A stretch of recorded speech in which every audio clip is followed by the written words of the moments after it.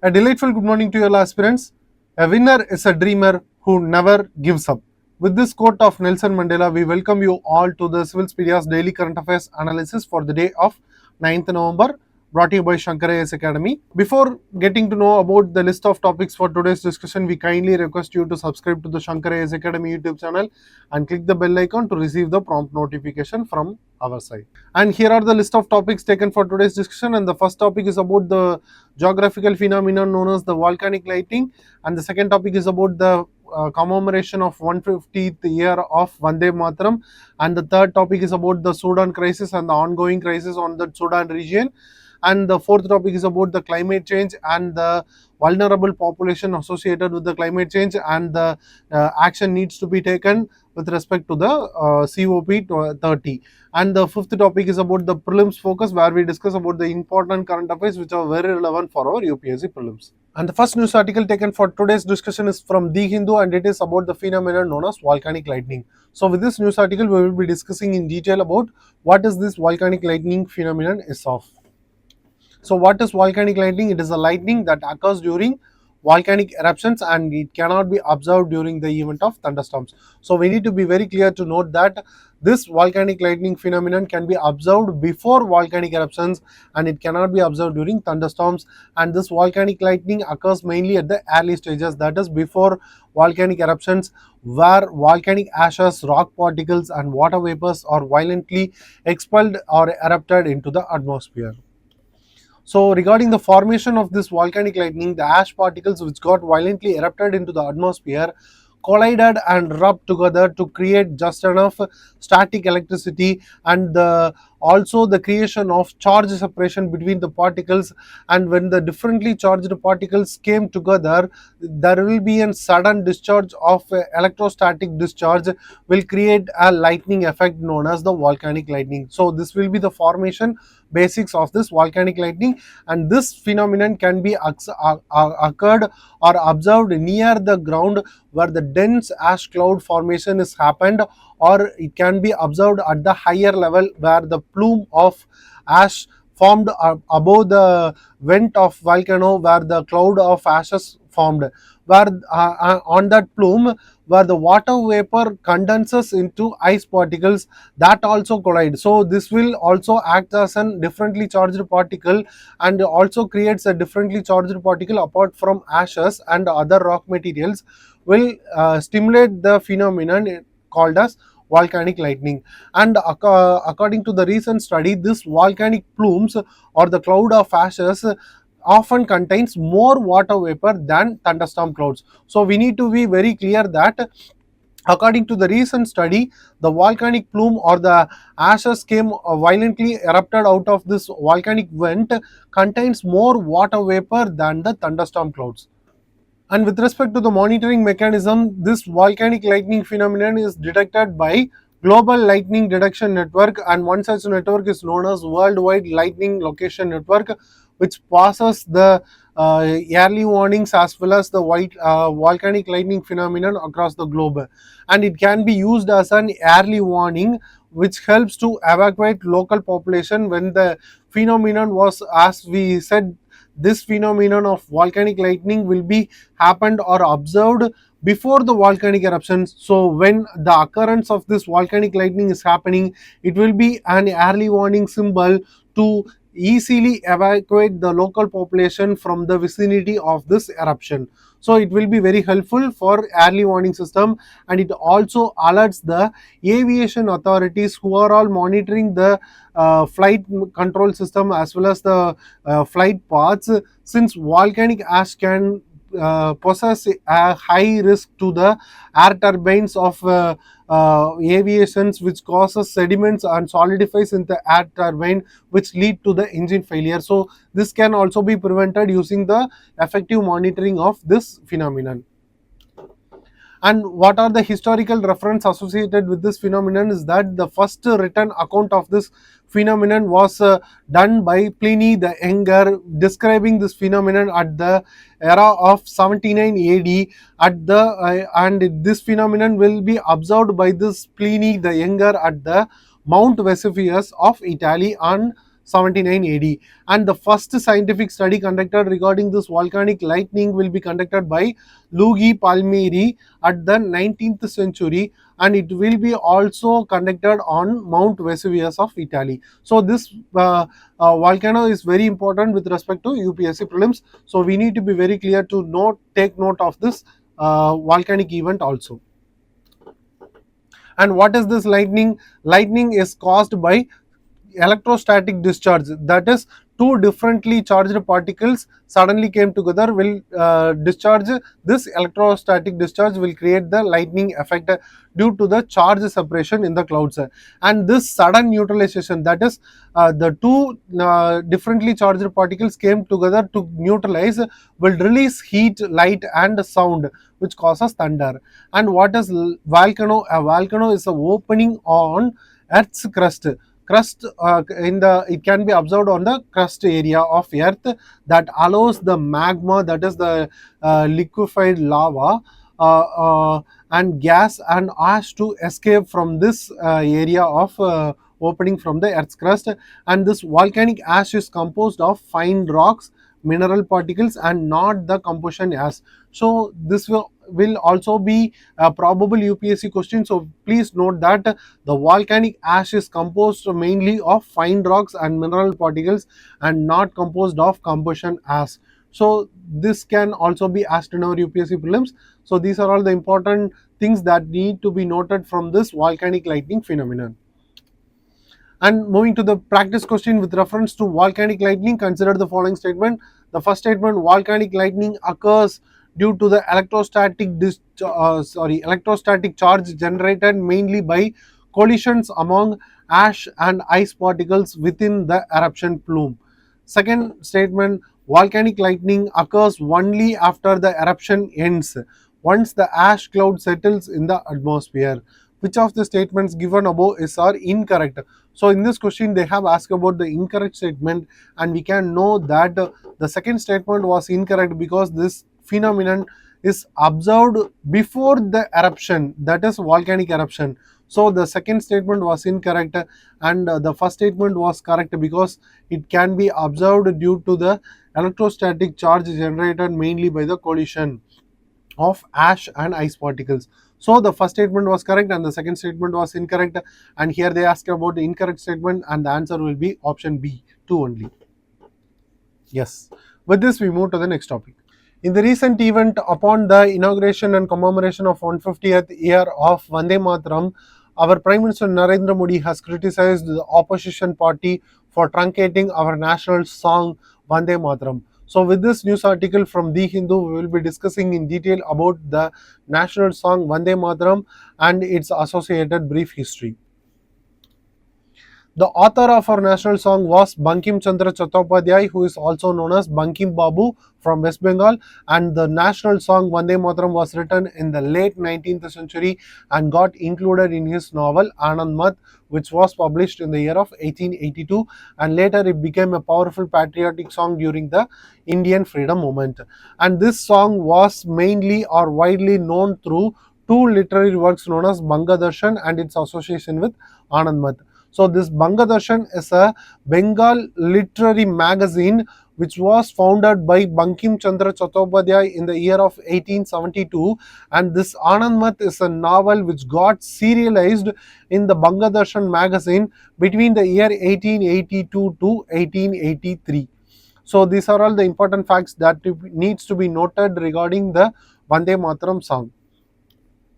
And regarding the political adoption and truncation of our national song, it was formally and initially happened in the 1937 INC session, which was held at Faizpur.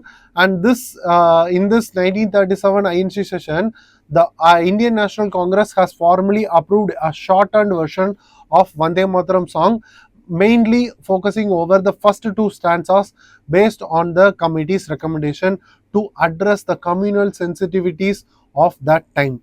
And the second formal approval was done by the Constituent Assembly in the year of 1950. On 24th January 1950, the Constitution Assembly has formally adopted Vande Mataram as the national song of India, distinct from the national anthem Jana Gana Mana. And reason behind the controversies and the communal sensitivity associated with our national song Vande Mataram, that the later stanzas, apart from the first two stanzas of Vande Mataram, were viewed as a potentially alienating one by some communities in the 1930s to 1940s. This led to the political debate over its public use. And the leaders like Subhash Chandra Bose, who supported the full version of the Vande Mataram, and the others experts expressed their concern towards the communal reaction of full adoption, prompting the Congress to take or adopt only the first two stanzas for official and public use. And what are the cultural and historical significance associated with our national song? That the Vande Mataram was powerful rallying cry in the freedom movement, which got widely invoked during the mass mobilization, including the Dandi March. And it also got the personified version of motherland, and it also remained as a potent cultural symbol in modern India, revered as many while still crying contested interpretation. Moving to the prelims practice question with reference to Vande Mataram, consider the following statement. First statement, Vande Mataram was authored by Bankim Chandra Chattopadhyay and published as part of novel Anand Mat.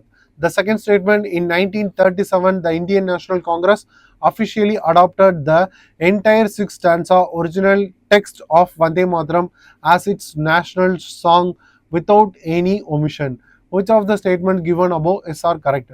So with this statements, we can easily interpret from the earlier slide that the second statement was incorrect because it was not fully adapted within the sixth stanza, and it got only approved to the two stanzas, first two stanzas in the 1937 session. So this second statement was incorrect and the first statement was correct. The answer for this question will be option A. And with regarding the 1937 INC session, that is Faizpur session, which got presided over by our former Prime Minister Jawaharlal Nehru, and this is the very peculiar session that the INC session was first held at rural area. So these are all the important facts that need to be noted for our UPSC prelims. With this, we move to the next topic.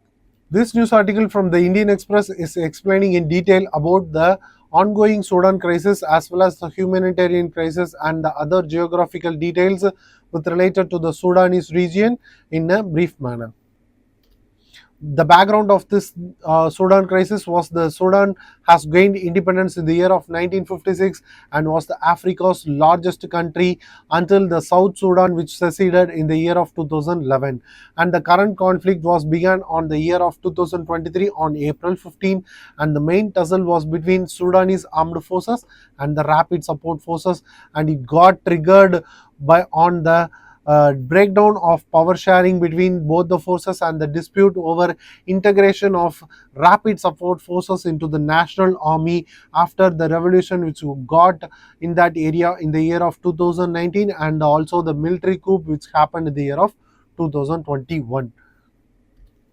And what are the humanitarian impact associated with the ongoing crisis over the Sudan region was over 1,50,000 people were killed during this conflict and over 13 million people got displaced, which is considered to be one of the largest displacement crises in the African region, and over 8.8 million people got internally displaced from that region, and on that 3.5 million people has fled to various neighboring nation or neighboring countries such as Egypt, Chad, South Sudan, Libya, Ethiopia and Uganda. And famine-like conditions was prevailing over there, got reported frequently on the Darfur region of Sudan, where severe shortage of food, fuel and medicine was prevalent over there, and there is a high prevalence of gender-based violence, child recruitment and human trafficking was happened on that region. And what are the key conflict regions or key conflict zones and their significance to that region? The first region was Khartoum, which is the capital of Sudan, which is the initial flashpoint of the conflict and also has the strategic control of national governance institutions.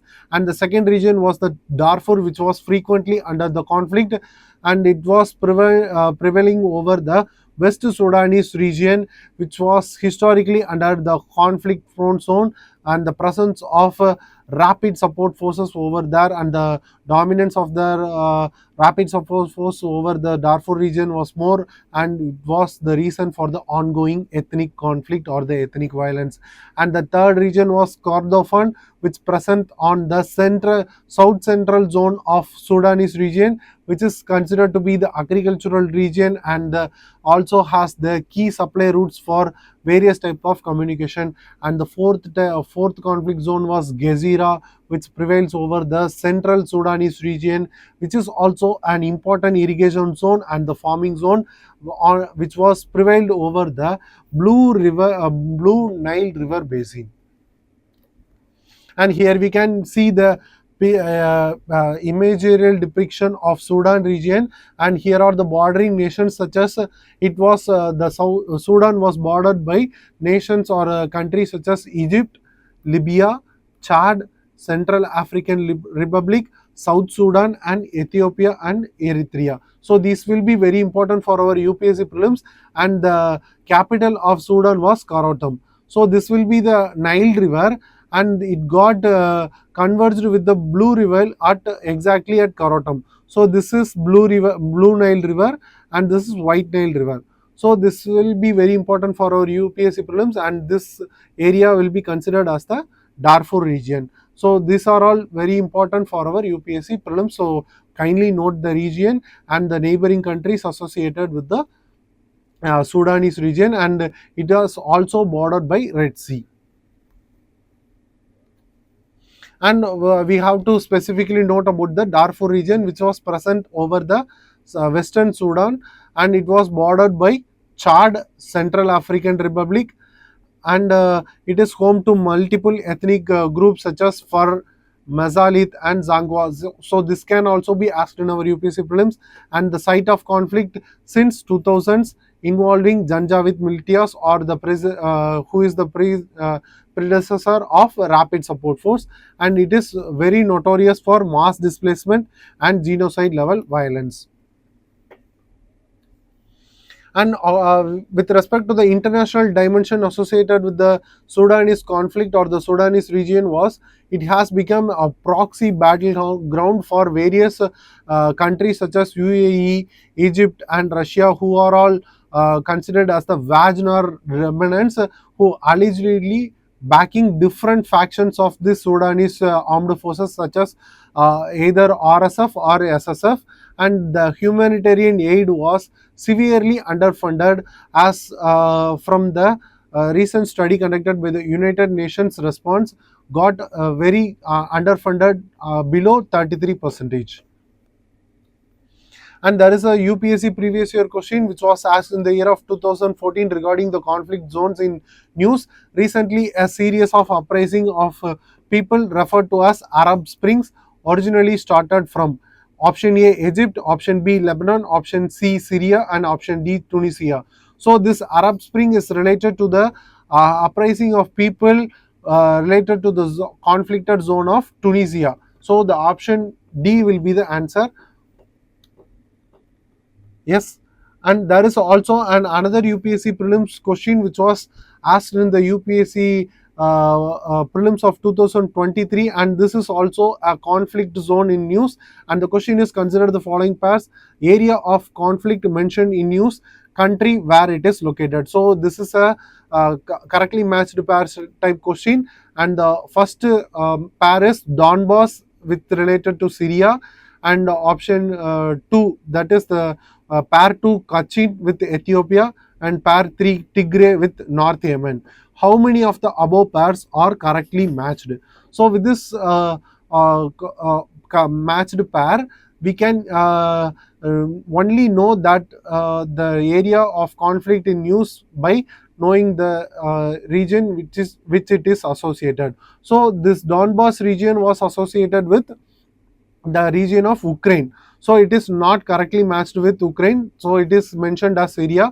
So the first pair was incorrect.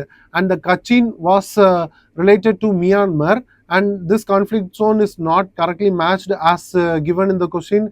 It was Ethiopia. So the second pair is also incorrect. And the Tigray region was associated with the conflict zone of Ethiopia. And it is also mentioned here as North Yemen, so it is also not correctly matched. So the answer for this question will be none of the above is correctly matched. Yes. With this, we move to the next topic. This news article from the Indian Express is throwing some light towards the vulnerable population who got severely affected by the climate change activities, and has seen the COP30 as a platform to address this issue in an amicable manner. And why need to be focused over the vulnerable population? That the climate change activities disproportionately affects poor, marginalized, and the climate exposed population, and they may face severe issues such as loss of livelihoods, food insecurity, and the extreme weather events such as heat waves exposure, as well as the displacement from the native place because of the climate change activities. And according to the recent report released by the World Meteorological Organization, millions of people will be lacking on adequate resources, finances, as well as the proper infrastructure to adapt to the changing climate events. And Tuvalu is one such country, which is a small island nation which is very vulnerable to the coastal erosion and the other activities which are related to the climate change. And the problem associated with the current global climate actions are the unmet climate finance commitments, that is being the primary reason that the developed countries have not delivered dollar of 100 billion a year to climate finance pledge that they pledged to do, and much of what is provided come as a loan that the small island nations and the other nations which are heavily affected by this climate change activities will rely only on loans and increasing debt burdens over the vulnerable nations, and the commitment made out by the developed countries has not met, so that they will fall for the debt. And the other problem is that the inequitable distribution of funds, that the least development countries and the small island development states receive only less than 1/5 of the global climate finance, despite being the most impacted by the climate change. So in this, the least island or the least developed countries and the small island developing states needs to be funded more regarding the climate action, and they got only underfunded, that only 1/5 of the global climate finance will be addressed for their concern. So this will be needs to be revamped. And the adaptation process got severely underfunded, that over 2/3 of the global climate finance got to mitigation, that over 2/3 of the global climate finance fund was allocated to the process of mitigation, and it needs to be in an equitable manner to the process of adaptation. So this, while the fund for adaptation is vulnerable countries remain 12 times underfunded, that the adaptation finances more of underfunding in nature, which is 12 times in less. With regarding to the United Nations Environment Program Adaptation Fund gap report of 2025, and the other problem is the weak ambition of the developed nation, which got the concern that the many developed nations nationally determined commitments are off tracks and misaligned with the 1.5 degrees Celsius pathway, that the developed countries or the developed nations are committed to restrict the increase in the climate or the temperature by 1.5 degrees Celsius is not being on the correct track and failing to reflect their historical responsibility of global emissions. And the other problem is the delay in loss and damage support, that the support has to be provided for the delay as well as the damage it got under the climate change activities. Operationalization and funding of loss and damage mechanism has been delayed for decades, showing inadequate support for climate exposed communities. And what we expect and what the COP30 needs to do regarding the climate change was prioritize the adaptation process. As we discussed, the process of adaptation needs to be funded more. Increasing funding for the climate resilient livelihoods, infrastructure and local capacity building are the primary focus towards the COP30, and the developing countries needs to provide dollar of 310 billion per year, which was 10 billion up increased from the previous one, and the for mainly focusing over the adaptation according to the United Nations Environment Program Adaptation Gap Report of 2025, and to strengthen the climate finance infrastructure, provide predictable, concessional as well as accessible finance to the nations which are majorly affected by the climate change, and deliver early promises on funding for developing countries. And the center's equity and climate justice related also to be addressed, that the apply the principle of equity and common but differentiated responsibility regarding the climate change will be a possible one to address this issue and ensure major emitters to take greater responsibility, and putting over the accountability on the developed nation regarding the emission is also a major address to address this climate change activities, and to support the community level resilience and invest in local solutions such as through the grassroots level disaster risk reduction, sustainable agricultural practices, and development of early warning systems and livelihood diversification will also support the community level resilience to the climate change activities.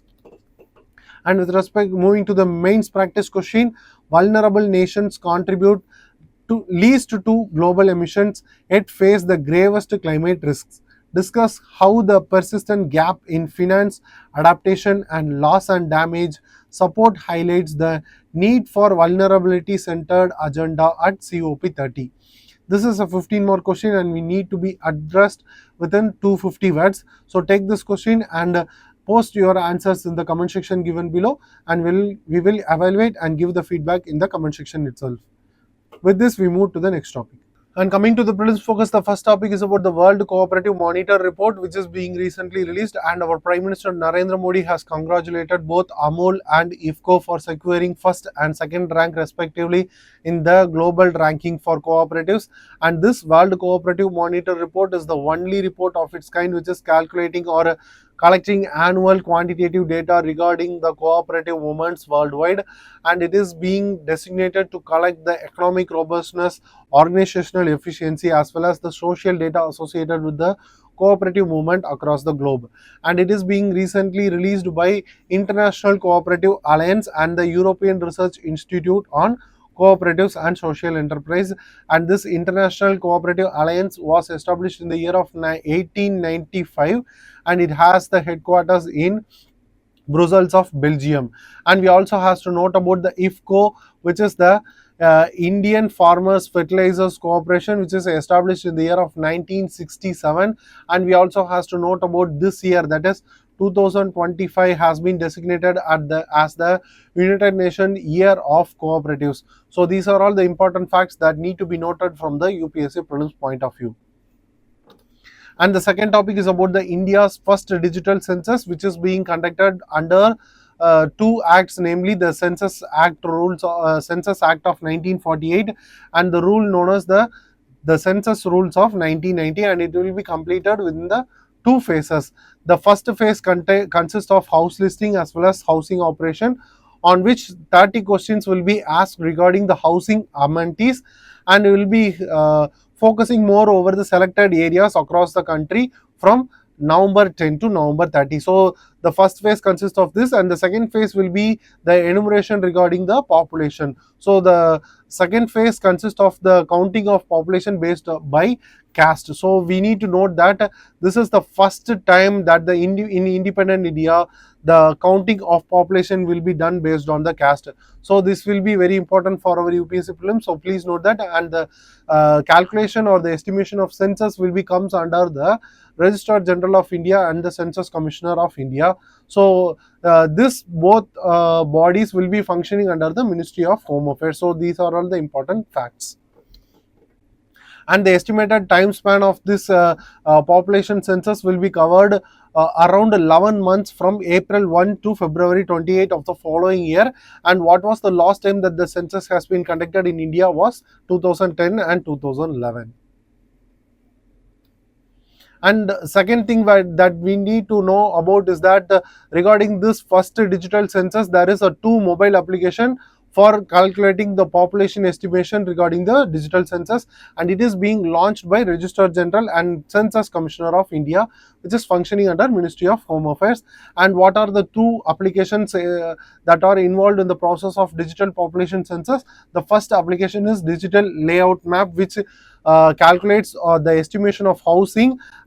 This platform will be the world's largest data collection, or this estimation will be the world's largest data collection exercise into digital operations. So this will be the largest data obtaining process, and the records will be collected regarding the building coordinates, the name of the localities, roads and streets, building numbers, building names, building types, and building usage, landmarks, number of floors that the building has, and the number of census houses that the building has prevailing are all to be counted or recorded in this digital layout map.